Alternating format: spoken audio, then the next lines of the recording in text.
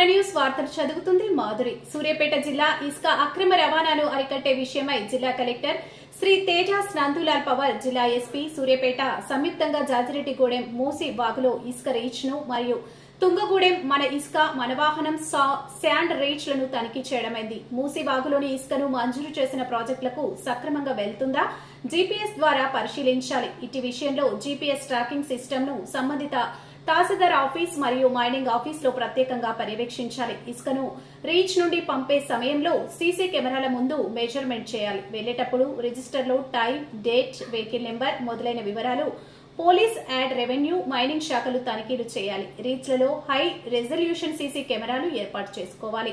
ప్రభుత్వం అనుమతులు ఉన్నా ఇసుక రీచ్ల్లో అనుమతించిన వాహనాలు ఇసుకను తీసుకెళ్లాలి. ఎవరైనా అక్రమంగా ఇసుకను రవాణా చేస్తే వెంటనే వారి వాహనాలను సీజ్ చేసి వాహనం యజమానిపై కఠిన చర్యలు తీసుకోవాలని పోలీస్ శాఖ వారికి ఆదేశించి ఉన్నారు. సౌండ్ ట్యాక్స్ కి సంబంధించి తప్పనిసరిగా జీపీఎస్ ట్రాకింగ్ ఉండాలి. ఇటు వాహనాలను తప్పనిసరిగా పోలీస్ శాఖ వారు తనిఖీ చేయాలి. తుంగగూడెంలోని సౌండ్ ట్యాక్సీ దగ్గర దారి కొరకు ప్రతిపాదనలు సమర్పించాలి. దీనిలో గౌరవ ఆర్డీఓ, సూర్యాపేట మైనింగ్ శాఖ, టీఎస్ఎండీసీ శాఖల అధికారులు, సిఎస్ఐ, ఎస్ఐ, తహసీల్దార్, ఆర్ఐ, సీనియర్ సహాయకులు పాల్గొన్నారు. న్యూస్ కవరేజ్ మన న్యూస్ ఎండీ కరణ్ కుమార్.